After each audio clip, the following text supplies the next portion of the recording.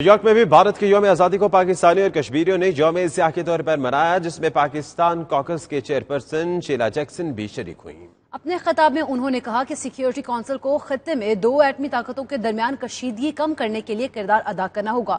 خرم Shahzad report کریں گے۔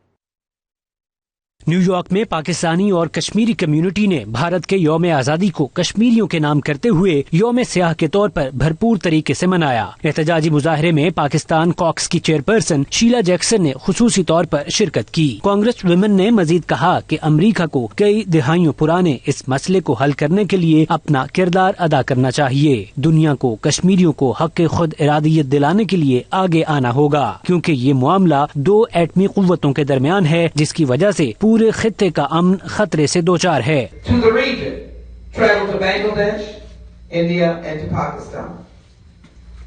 We flew into Pakistan, just 4 members of Congress.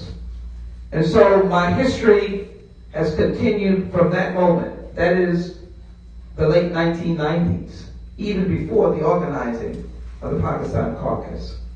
So I do want to say this.